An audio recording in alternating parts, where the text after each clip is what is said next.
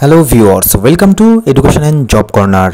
April পড়তে না পড়তে গরমের প্রচণ্ড দাপট শুরু হয়েছে। আপনারা সকলেই জানেন যে মার্চের শেষ থেকে এবছরে যে পরিমাণে টেম্পারেচারটা বেড়েছে সেটা কিন্তু সচরাচর প্রত্যেক বছর হয় না। তো এখানেই একটা প্রশ্ন তৈরি হচ্ছে যে তাহলে কি বিদ্যালয়গুলি ছুটি হয়ে যাবে? দেখুন, পরিস্থিতি এখানে দুরকম তৈরি হচ্ছে। এক হচ্ছে, বিদ্যালয় যদি এপ্রিলের প্রথমেই ছুটি দিয়ে দেওয়া হয় তাহলে সেই ক্ষেত্রে সিলেবাস শেষ করা কঠিন হয়ে যাবে। এছাড়াও আপনারা জানেন যে ফার্স্ট সামেটিভ পরীক্ষা আছে। এবং দ্বিতীয়ত একটা বিষয় হচ্ছে, আবার স্কুল খোলা রাখলেও গরমের মধ্যে ছাত্রছাত্রীরা অসুস্থ হয়ে পড়বে। তো এই রকম পরিস্থিতিতে পর্ষদ কী সিদ্ধান্ত নিতে চলেছে সেটাই দেখার পালা।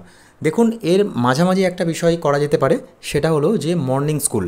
তো এখানে সেই বিষয় নিয়ে একটি গুরুত্বপূর্ণ আপডেট আজকে প্রকাশিত হয়েছে। আপনারা জানেন যে এর আগেও স্কুলের সময় পরিবর্তন নিয়ে ডিআইদের থেকে মতামত চেয়েছে পর্ষদ। তো এখানে প্রাথমিক পর্ষদও কিন্তু দহন এড়াতে স্কুলের সময় বদলের অনুমতি চাইল।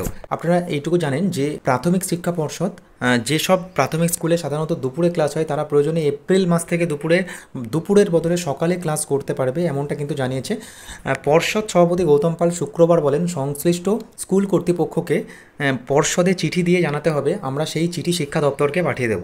আপনারা জানেন যে এপ্রিলের গোড়ায় প্রাথমিক স্কুলের প্রথম পর্যায়ক্রমিক মূল্যায়ন শুরু হবে।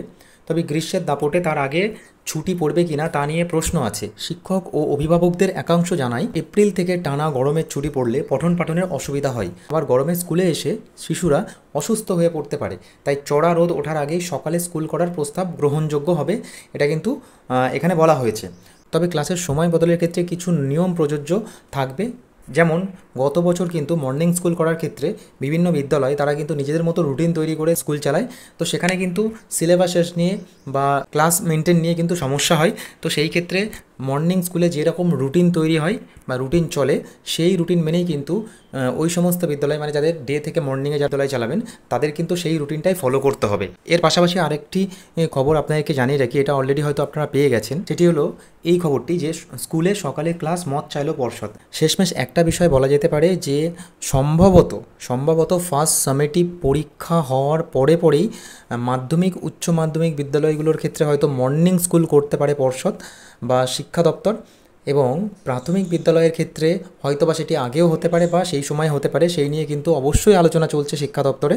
এবং বলা যেতে পারে এই বছরের যে তাপমাত্রা যে পরিমাণে বাড়তে চলেছে, সেই তাপমাত্রায় শিশুরা কিভাবে ডে সেকশনে বিদ্যালয়ে উপস্থিত থেকে তারা ক্লাস করবে সেটা নিয়ে কিন্তু সংশয় থেকে যাচ্ছে এবং সেটা নিয়ে প্রশ্ন উঠছে বিভিন্ন মহলে। এবং সেই কারণেই কিন্তু এই আলোচনা, এবং সেই জন্যই কিন্তু এখন দেখার পালা যে কীরকম সিদ্ধান্ত স্কুল শিক্ষা দপ্তর থেকে প্রাথমিক বিদ্যালয়গুলোর ক্ষেত্রে এবং মাধ্যমিক উচ্চ মাধ্যমিক বিদ্যালয়গুলোর ক্ষেত্রে আসছে, সেটার দিকে সবারই কিন্তু নজর থাকছে।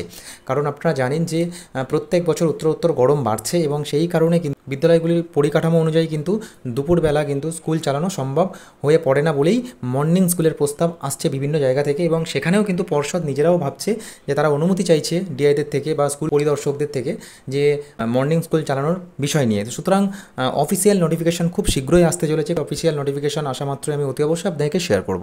ধন্যবাদ।